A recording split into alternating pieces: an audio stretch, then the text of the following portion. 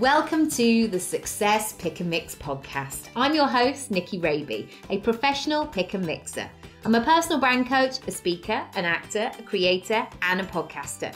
I'm on a mission to help you find and create your version of success. Your pick and mix of life and business on your terms. A blend that complements your personality, your goals, and your circumstances. Since 2018, I've been sharing interviews and mini episodes to help you unlock your next step, to make it real and make it happen. Round here, we dream big. We go for the ideal version. We talk about money and make moves our future selves would be proud of. This podcast is free and available for you whenever you need it. So do rate, review, and subscribe for new episodes. If you want to go deeper with my support, check out my freebies house and unlock the rooms you choose. nickyraby.com/freebies house. I also have workshops, programs, and one-on-one bespoke offerings. For prices and availability, go to nickyraby.com. Thank you, as always, for spending some time with me and my guests. Now, on to today's episode. In today's episode, I'm talking to Rebecca Cross, who is a kick-ass, a woman after my own heart, award-winning authentic business strategist and serial entrepreneur. And she currently runs two businesses, a property and a mentoring and coaching business, which are heading towards a combined turnover of $500,000. There's lots of chat about money in this one and really walking outside the constraints that perhaps we felt as children or what circumstances life threw at us in our early days. She's also a best-selling author, so we will be talking about that. But there's a real purpose behind this episode. Rebecca talks a lot about her mission and really takes us behind the scenes of what she does in everyday life in order to create the future that she wants. And as you'll hear in the episode, it really hasn't all been plain sailing, which again is really important because mostly we don't get to peek behind the curtain of somebody's hard work, graft, falling down, challenges. We don't get to see the unglamorous hard graft where you're doubting yourself, you're trying things out, you're failing, you're finding a challenge, you're working through it, you're taking yourself off to a dark room and then you come back with the solution. We don't get to see all of these things usually. So I really love that Rebecca's really candid in sharing her story, and I know it's going to inspire you. So I hope you enjoyed the episode. Please rate, review, subscribe, and all of the good things. Share with a pal. Here it is. Rebecca, welcome to the podcast. Thanks so much for being with me. Oh, thank you for inviting me. I'm very excited. Very excited. Oh, well, that is good. That is excellent. Tell me what you do and where you're up to. You've been a busy lady. Well, I get a bit bored very easily, so I like to just keep going. But I call myself on the online space an authentic business strategist. I'm a serial entrepreneur. I've got a whole list of things. I basically have my own property company, but online I am a mentor, an authentic business strategist. And the reason I call myself an authentic business strategist is because I spent 11 years building businesses, selling them. Some of them have flopped, some of them have gone great. So I've had my equal share of failure as well as success. But I'm very authentic, and I'm very much about the no BS and actually about how life truly is and how you can literally anything is possible. It's just a matter of having the right processes and the right mindset. So I studied NLP over the years, so I'm a practitioner in that, and I'm also a theta healer practitioner. So I have the spiritual side of me that I have part of my daily routine really of how I keep myself sane and not going crazy. Yeah.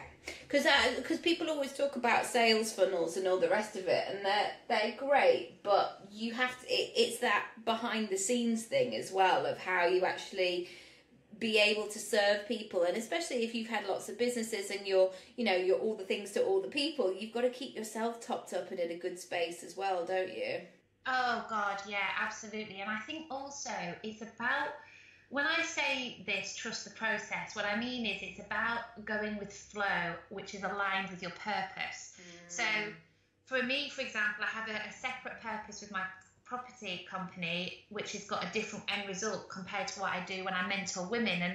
And when you're pushing hard and you're in business and you're worrying because you're thinking, but I haven't won a client, or I haven't got those customers in, and I'm pushing, and you find nothing's happening, I'm a true believer that if you're not either in the right frame of mind, or you're not, in the right kind of mindset, you're not going to be working in flow and trusting with, because making money, to be honest, I think making money is easy, but what isn't easy is sometimes knowing the key steps and understanding how to deal with those steps around the mindset. And once you've got those kind of things in place, money does flow. I'm a true believer of that. I've proved that over a decade. But I know when things don't go right, I look at myself.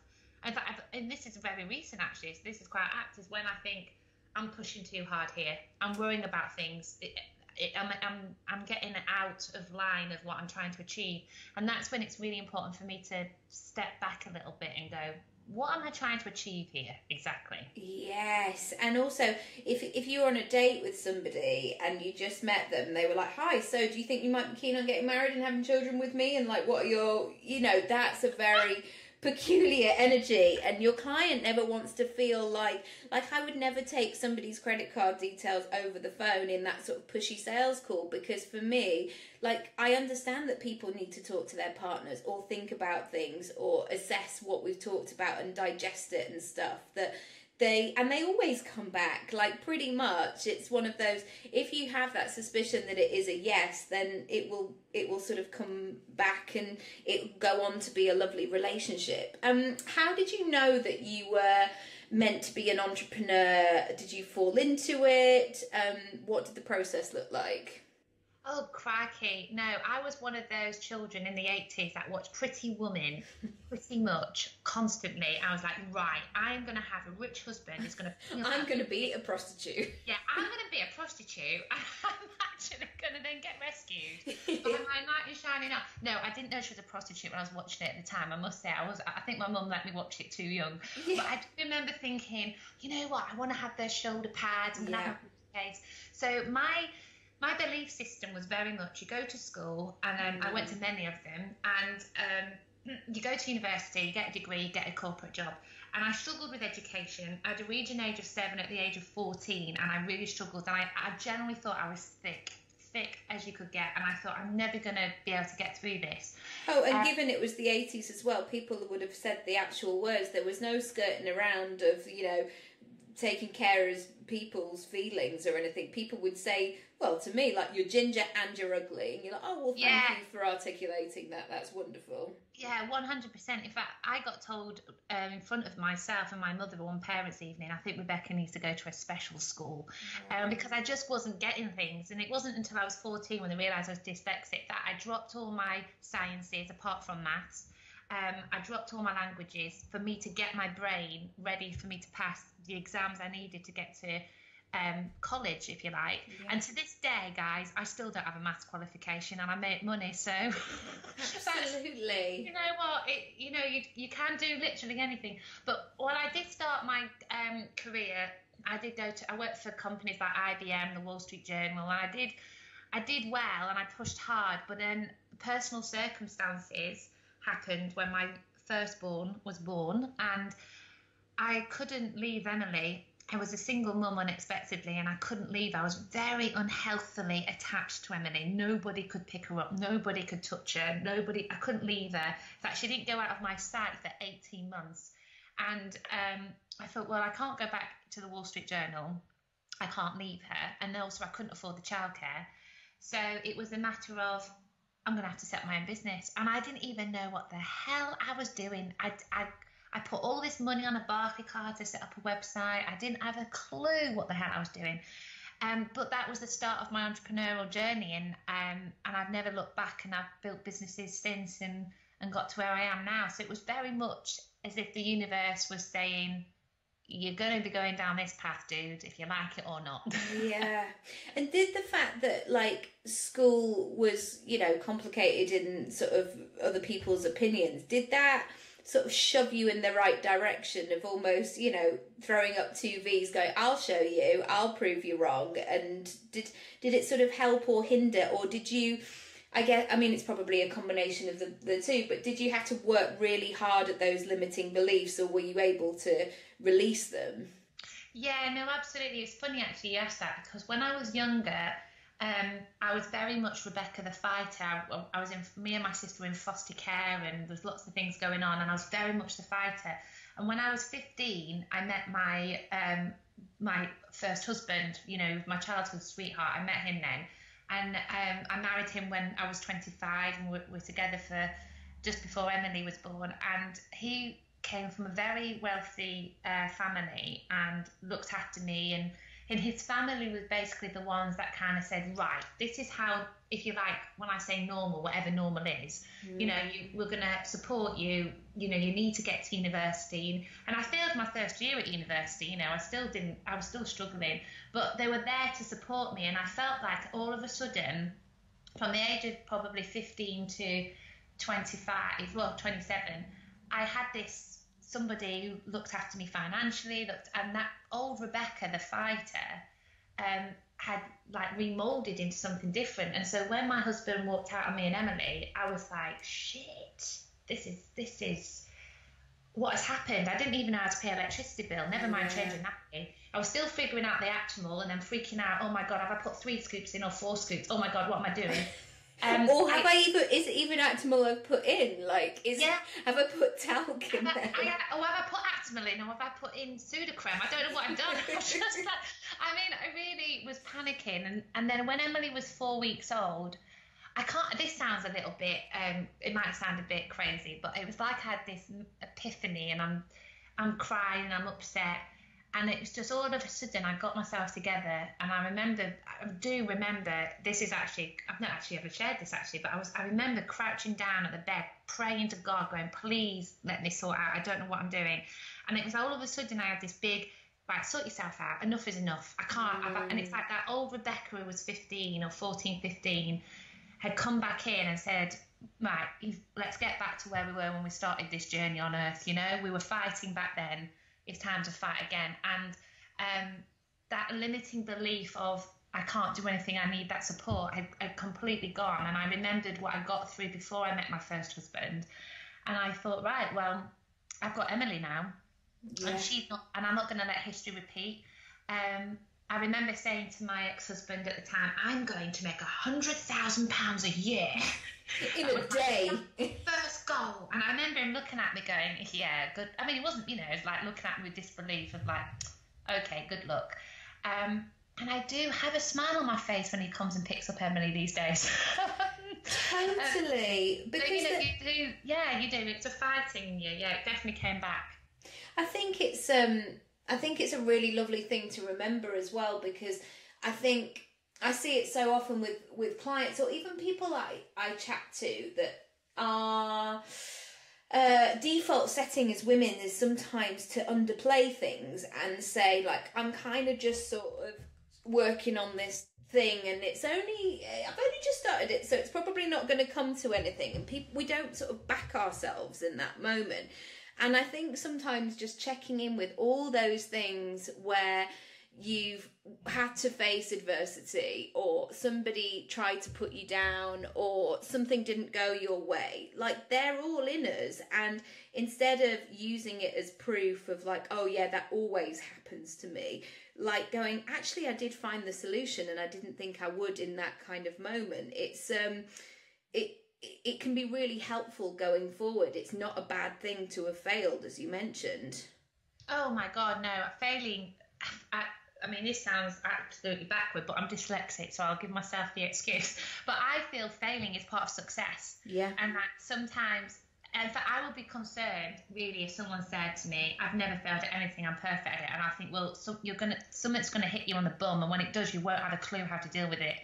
And I think that's the beauty of being on an entrepreneurial journey, is that the one thing I'll always say to all my clients, look, you need to learn to be adaptable. You need to learn to be flexible and resourceful. You know, even now, even though we can afford things, I will say to my husband when the garden fence went down, he said to me, okay, it's going to be 70 quid because the poster's gone and this. And I said, 70 quid? I said, right, you need to start selling stuff.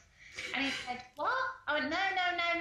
You can't be complacent. Like, let's see if we can find this 70 quid. I want to see if we can find it as a family. What's in the garage? Let's be resourceful, because you forget when you're on this entrepreneurial journey, you take things for granted. And I always say, you need to make sure that you are always keeping on top of your day-to-day life skills. And I know that sounds boring, but, you know, it's very easy. It can take a long time to build something, but my God, if something went wrong and things crashed, you want to get to that point you can always rebuild. And as an entrepreneur, and when I mentor my clients, it's not about quick fixes. It's about, okay, now you've made that 10,000 or 5,000 or 2,000 or whatever a month. Okay, now how are you going to retain that? How are you going to make sure you can keep that up? What are you going to do when those clients aren't coming in? What's your strategy from that? And not enough of that's being talked about, especially when we talk about business. It's all about, oh, learn this process, you can earn all this money. But then things change and we have to be flexible. So I bring that into my home life, and my husband hates it. But, you know, I'm like, right, that's that. They don't want that bike anymore. We can sell that for 20 quid. Right, because and it makes it fun as well. It makes it resourcefulness and understanding when things go wrong. Okay, well, how do we find a solution to this? How can we be adaptable? Those are life skills that really need to be taught, not just about money, but even back in school, because that's what will get you further, I feel. Exactly. I mean, for years I was a bit like, oh, the money will always come, and like I'd have subscriptions that I didn't really pay attention to, or I wasn't utilizing things, or I wasn't having the best deal. And then I almost started to have this project of like, actually, and I'm now at this point where I know exactly what goes in and out of my bank account, when things are due to be paid. I mean, I have it, all written down as well. So yeah, don't go through my desktop, people. It's privacy protected. It's fine. But I know what I'm paying, and I remember updating all my software that I needed for my online courses. And you have to go through those sums of like, right, if I'm going to pay this monthly membership fee, what is that going to get me, and how many do I need to sell in order to be profit? It's not just a random decision of going, oh, I quite like the person Chad from Minnesota that like sold me the program and we're going to have a nice chat about it. It has to make sense. And I think so often that people kind of do get complacent and just think that it'll all be fine and it'll work itself out. But I want to teach my kids to be financially educated and not just chuck money at something for the sake of it. Yeah, I think that's really important. I think understanding those values, and that's the one thing I always talk about with my children. Even now, they are very lucky, and I have spoilt them. Don't get me wrong; they are spoilt brats, all three of them. Completely spoilt little brats. And I say to them all the time, you've got no idea, but I do say to them every night, let's get a gratitude journal out. Right, nice. Tell me 5 things you're grateful for. And my 5-year-old is my little gingerbread man. Oh, he's so gorgeous. All 3 of them are gorgeous, but my gingerbread man he is. And he says, Mummy, I'm grateful that you're putting me to bed tonight. Write it down. And it takes forever. And then I'm sat there going, I really want you to go to sleep. You're like, Mummy's kind of got stuff to do, so... Oh my God. And then I've got to say, right, I've got to be grateful that you're doing this. So I think all these things in life for me, the gratitude, the understanding where we come from and understanding how we maintain it is really important. And that's what makes us, I feel that all of us more abundant. And that's when we're going back to when I talk about working in flow and your purpose. It puts your vibration higher, and that's when you start realizing things come into play. But it is about understanding the foundations, and that's part of the foundations for me. How do you know, which is a tricky question, but how do you know what your purpose is if you don't know what your purpose is? Right, well, I like to simplify things. So for me, this is what I'm like. Are you getting out of bed every morning like excited? Are you getting out of bed every morning thinking, I can't wait? So my mission is to help 2 million women. So every morning I'm thinking, what am I doing today? Is my Facebook group engaged? No, right, I've got to sort that out. what am I going to do? I get excited about how I'm going to help them. Am I going on live today? What am I going to do? And it's am my one-to-one sold out? Are my programs on track? And I get so excited because I'm like, yes, when they come on board and I know what results they're going to get, I know I'm on purpose. If you're not feeling like that, if you're feeling like this is a drag, I can't be asked. Yeah. Then you're not on purpose. Because when things are rough or things are tough, if you always remember your purpose, that's what will motivate you to keep going. Yes. And that's really important. I'm a motivational MAP practitioner with a tool I use. And one thing I love doing when I speak to people is finding out what your drivers are. So, for example, for me, I can't bloody stand processes, guys. I can't. It's like welcome on a client. I'm like, I love talking, and I've got to go to Laura and say, Laura, can you send the welcome pack out? I can't be arsed with it. I'm really honest with it. It's not my bag. It doesn't motivate me. What motivates me is when I get the welcome pack back and I look and they've given me their information and I think of strategies and think of ideas and I'm getting really excited. So when you're in business, there'll be certain things that you really are excited about and there'll be things that demotivate you. And it's finding the difference of, is this because it's connected to my purpose or is this because it's just a daily thing I can't stand doing? You know, if you ask for anything. So my answer to that is really, it is simple for me. Are you excited? Have you got fire in your belly? Are you getting excited even if you haven't won a client or the money's not coming in? Are you still excited about, I've just got to find the solution. If I know the steps, if it's my mindset I've got to work on or a new strategy, well, once I've got that, will I be excited? And if the answer is going to be yes, I am, and you're on purpose. If not, you need to figure out what you want to do. And that's like by journaling, meditating maybe, or just writing down, where do you see yourself? If I gave you a magic wand, where do you see yourself this time next week? Where would you want to be? Or this time next year, or, you know, whatever. And without those limitations of those things like that don't happen to people like me. I did a video the other day that I'm going to release soon about possibility, and I think sometimes it's different now because we have the internet and we can see what's possible and we have that sort of tangible interaction with the outside world. And, you know, when I was growing up, we didn't, like, unless you could get on the bus, like it wasn't really happening.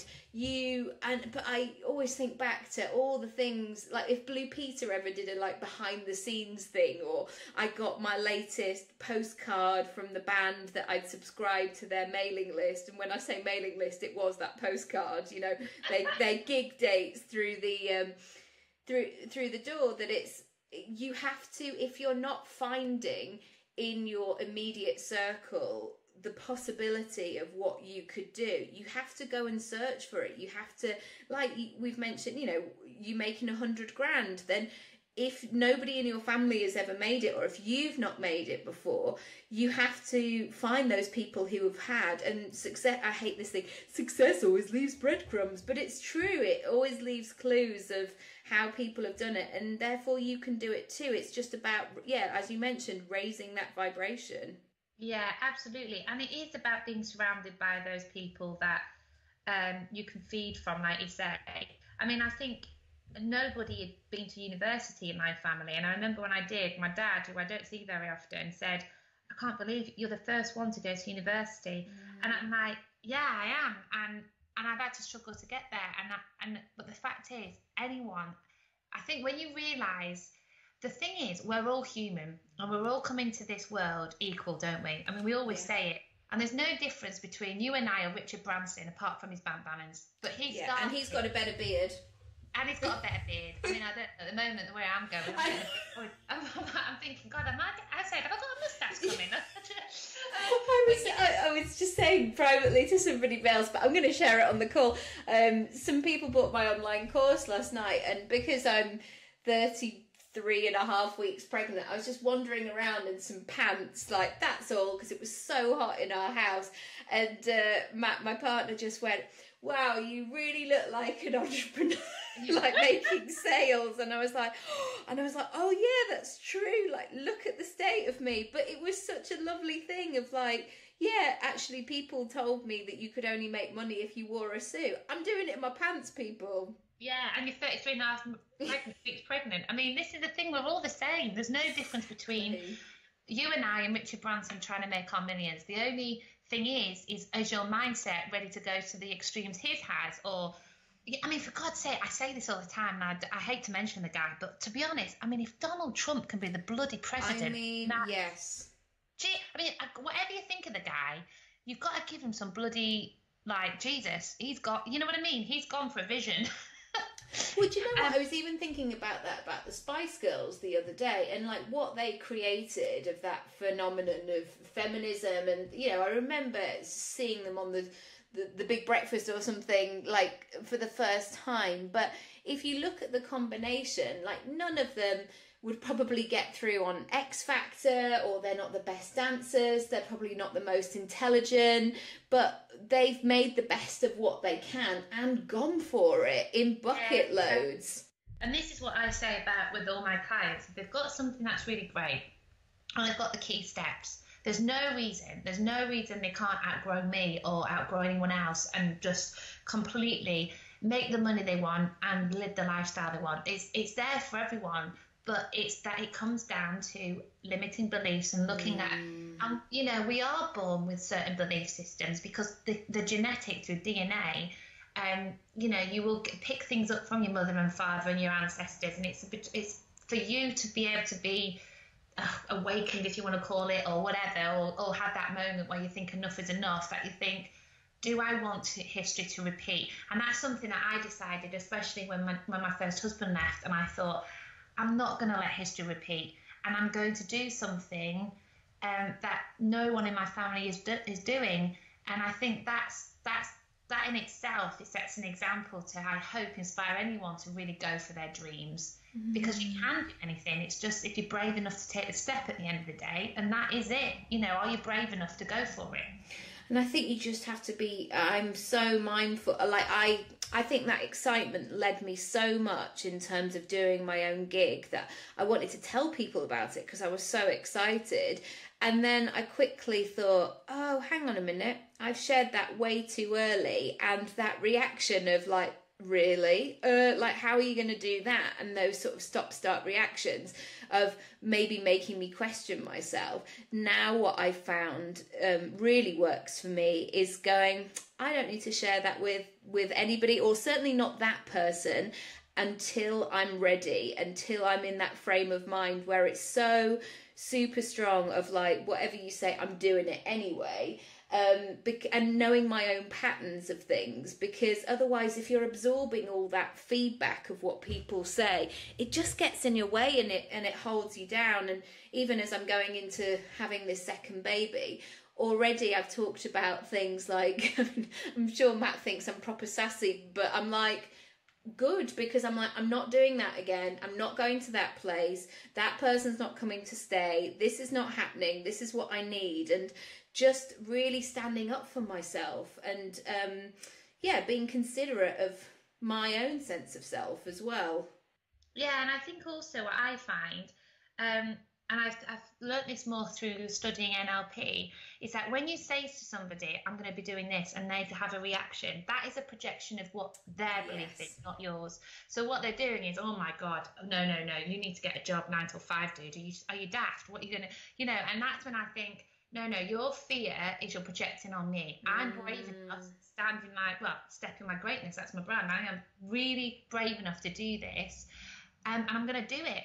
And as long as I am staying on purpose, staying with passion, staying with the result I want, you can say what you like, I'm going to do it. And that's what you've got to remember. If somebody is giving you feedback, in my opinion, it's a reflection on how their thought mechanism's going at the time.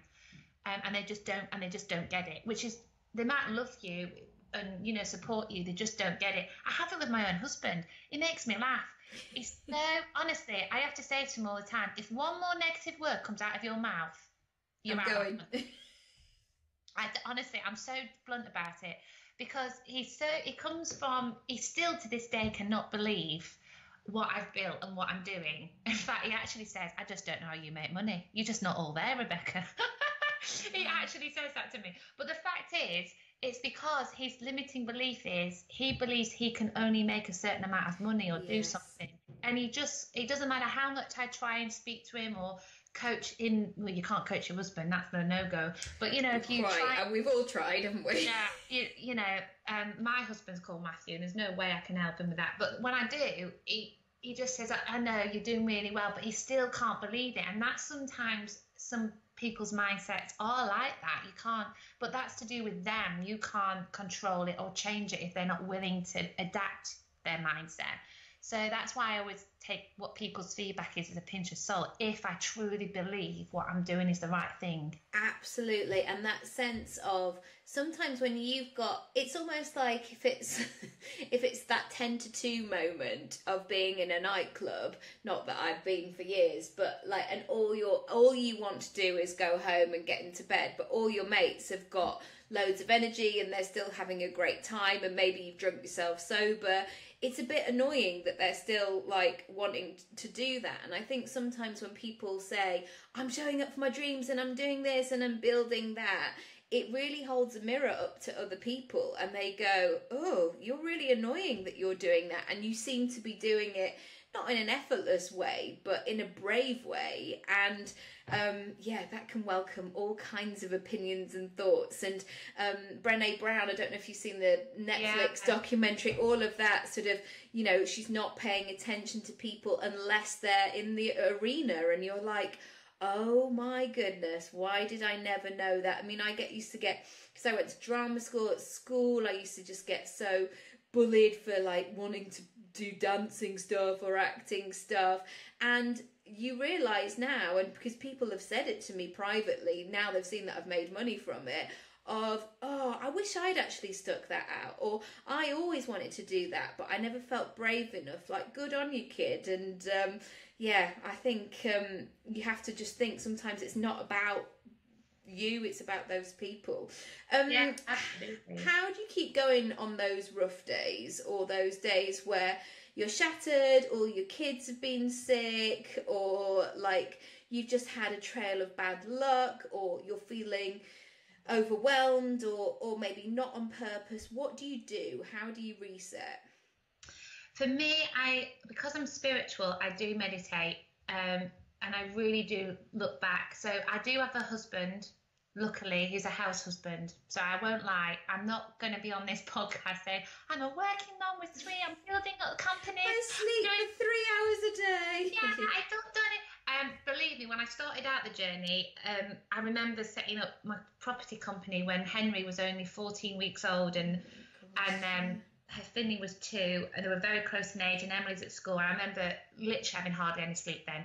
But I've built the businesses now that I'm very blessed, touch wood, and I'd like to, you know, Matt has a part-time role to keep him busy, he loves it, and he does a school run, and he really looks after the house, he does the cooking, and that's the part of the deal. And I couldn't do what I do without him, and the reason I couldn't do what I do without him, because he gives me that time for me not to absolutely crap myself when things go wrong, you know. Yes. And I can actually step back and go, right, I need to go in the office for a couple of hours, I've got a problem, and I've got to work out how I'm going to solve it, or how I'm going to pay that tax bill, or how I'm going to do X, Y, and Z. And he goes, okay, you go. And I'm very lucky in that respect. So for me to reset myself, I'm very honest about this. I can walk away, say to the children, Mummy's got to go to the work, and I come into my office, which is away from my home. I don't work from home. I do that on purpose because I like to have, for me, this working from home scenario, I actually think it's just a novelty, guys. Your children will come to you if you're at your dinner table, or the washing is going on. And for me, I like to have focus to build my empire, so I definitely do have a separate office. And don't you think, like, part of that, it's only just come to me now, that it was almost set up by men. Like, you can do this thing as long as you work from home and you're still convenient, and, you know, everything will still get done. So one thing I see a lot is people don't quite take it seriously because they're working in their pajamas or things. It's only just dawned on me, like, maybe that system was set up not for us, but for other people. Yeah, I mean, when I work from home, I was the most stressful person. I mean, I couldn't deal with, like, oh my God, I've got to wash up because I can see it there, and I'm not empty the dishwasher. something else had happened, and then the phone would ring, and then the postman would knock on the door, and I'd feel like I'm getting nothing done. Yeah. And this is my personal opinion. Not everybody, you know, if you've got your own little study and stuff like that, maybe you can do that. But my children, because I am the main breadwinner, when I am home, I need to be a mum.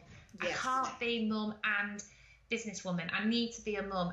And obviously with smartphones and everything, and obviously I've got an online business, my phone is going all the time, and I have to, you know, they hide my phone on a Sunday. Sundays, mummy's phone is hidden. I'm not allowed it. And so that's something they've done and something they've wanted to do. And I bless them for that. And I'm like, okay, that's fine. But I need to recharge, and I need to. So this morning, you know, this is a live example. I've got a daughter who's borderline Asperger's, and she's very, very challenging at the moment. And I'm, you know, a typical mum, screaming my head off this morning. I'm like, oh my God, you know, because that's live. But luckily for me, poor Matthew, he's the one on the school run dealing with the screaming in the car. I'm the one who's come to my office, and I'm like, right, now I can focus on making money. And then I will deal with Emily when she comes back from school. I know not everyone has got that luxury. However, I've worked and made my dream to come into that. And that's where I talk to my clients to say, when someone says to you, God, you're so lucky. No, I'm not lucky. I've made that happen. I approached Matthew and said, this is what I think we need to do. I'm the main breadwinner. You don't believe you can make a lot of money. Listen, guys, let's just work this out. I'll make the money. You do. It's so true. And also, it doesn't have to start from the fact with you saying, right, I'm never ever going to do a school run again. Like, it can sometimes start with the two of you working together going, do you know what, if you actually did that on Monday, or like I have a real, we tend to pick our son up earlier from nursery just because he, like people always do that holy grail of 7 till 7 baby. He's not, he's a 6 till 6 baby. Like he sometimes, like by 10 past 6, he's done. So I'm never going to leave him at nursery until 5:45 because it just doesn't work. So in order to maximise the day, he's one of the first ones there at 8 o'clock. And you have to drive that thing of, you know, I'll sort of say it to my partner, and, you know, if he's listening to this, as I'm sure he would be, but, you know, we've got to make that happen. So I start my day at 8:15, and you have to communicate with those around you to make it happen. And it's not being diva-ish, it's not being sassy, it's just stating how things can run. Because I know when I'm financially abundant, it trickles down into everything, and it makes me feel great. Yeah, exactly. And Matt doesn't work on a Monday. So Mondays is really nice because me and Matthew always have lunch together on a Monday. And that's nice because we've not got our 3 children screaming. And also we will pick up the kids together on a Monday. So and Mondays is always the day I like to do my content and get ready for the business. So the fact is, I think my point is that, yes, when people say, oh, you do this, do that, I'm like, well, I do this. I'm like, God, you're so lucky. Well, it wasn't always like that, dude. No. You've got to build the foundations, build a business, and not be impatient. You know, I've been doing this for 11 years now. It's taken me a long time to really build the businesses I've got. And I think that's something that's not talked enough about. You can make money very fast, but again, you've got to retain it, and you've got to learn how to put the things in place for the whole of your well-being and your family. And that's what I've tried to do. And I've also done it that in case Matthew did leave me, I can easily place a nanny. So I've got a backup plan. Do you know what I mean? I like to think of everything. But you're right. You have to have these contingencies of like, what would happen? What would you do? How could you... How are you going to make this work going forward? It's really important not to get complacent and not have that sense of, oh, I just don't know what's going on, and have that kind of flippant situation. You just can't, because you never know what's around the corner. And yeah, it's an interesting one. Tell me quickly, well, not quickly, but tell me about your book and how that process has been. Oh yeah, When She Rises, that's been an amazing journey. That's 12 of us came together to just give a chapter of our lives. Well, I give a snippet. What I did is I turned it around 7 lessons to step into your greatness. So I've used certain snippets on how I've turned that into making money. You know, how being in foster care, you know, turned into making money, ironically, and just how I've built and where I've got to through those life experiences in a very positive way. It was an amazing journey. All the proceeds are going to the most magical charity called One Woman at a Time, which is a charity that is basically supporting young girls. Unfortunately, sad to say, here in the United Kingdom, as well as in places like India and Kenya, that, you know, are being butchered and enslaved and sex trafficked and God knows horrificness going on.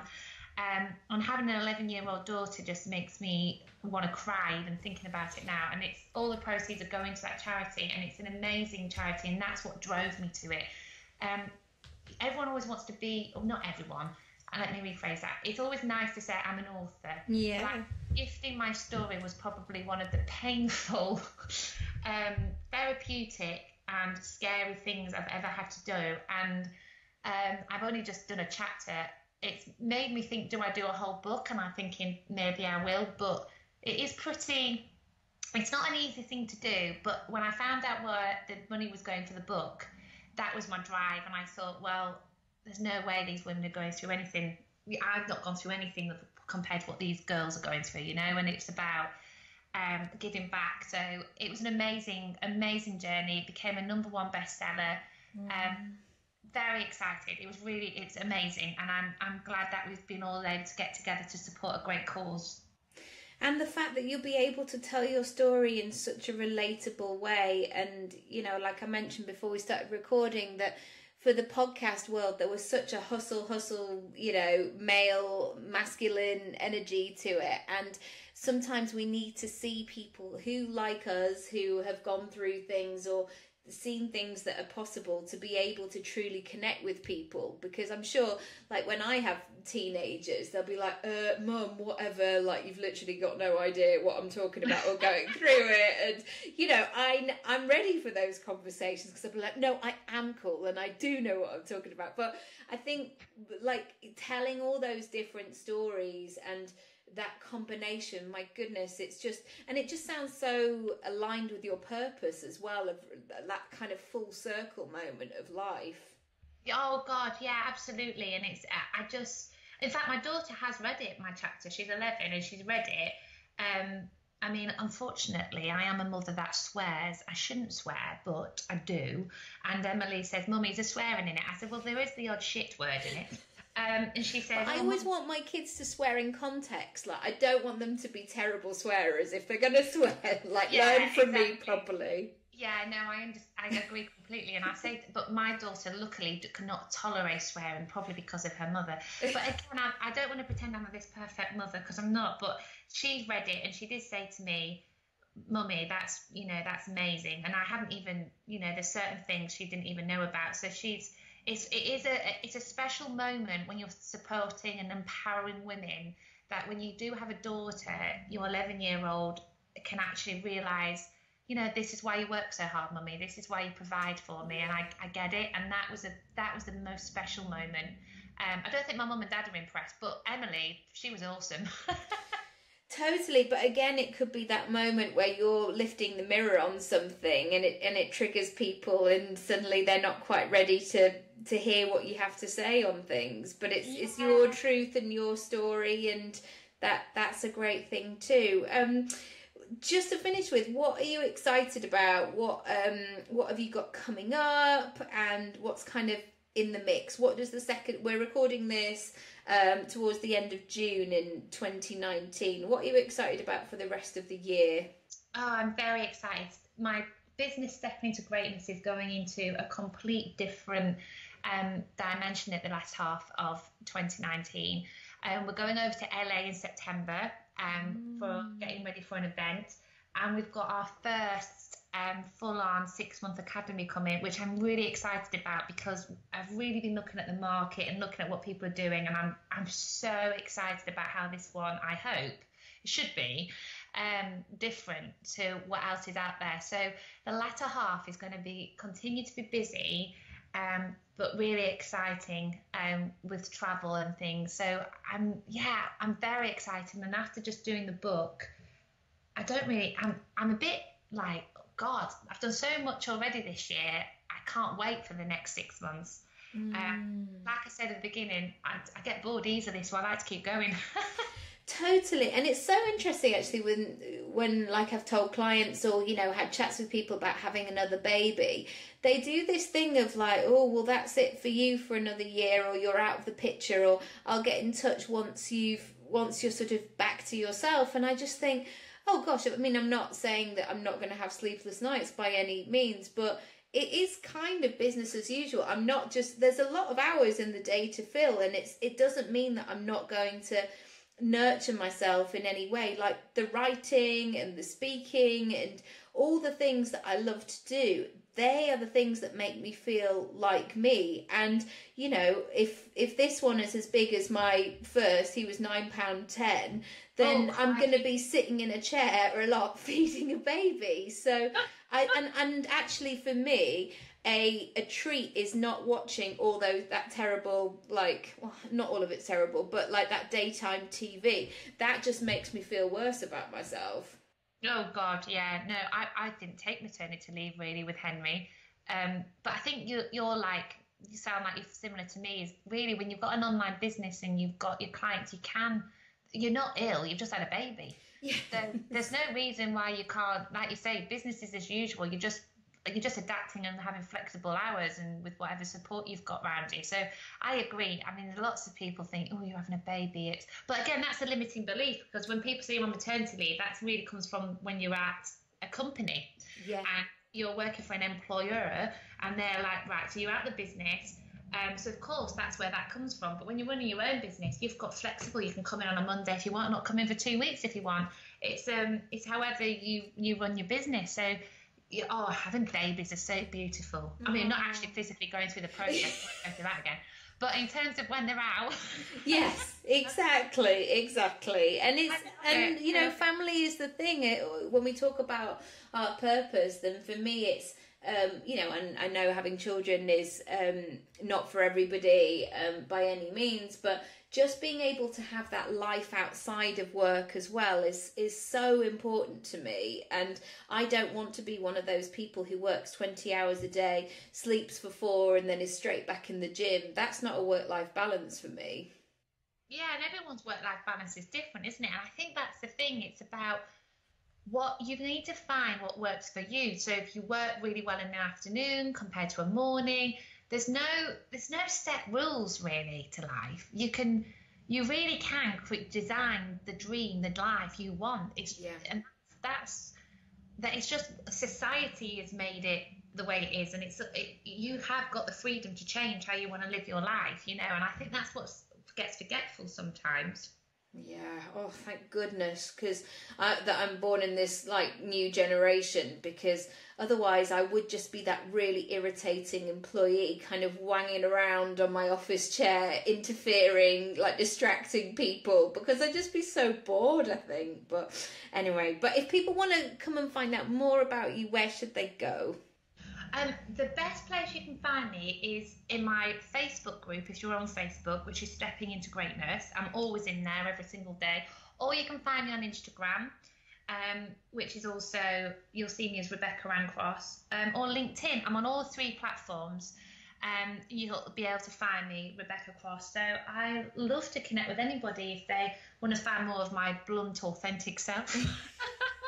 Amazing. Well, I have loved chatting. Thank you so much for sharing your wisdom, and I know people will be screenshotting things or like just sharing the nuggets. So do get in touch with both of us if there's something that resonated or something that you're actually going to do. I always say this in talks, that if people just feel motivated and inspired, I don't feel like I've done my job properly. I want to know what you're going to do and what your next kind of, like this, the enormous crocodile, what your secret plans and clever tricks are. So let us know. But thank you so much, Rebecca. You've been amazing.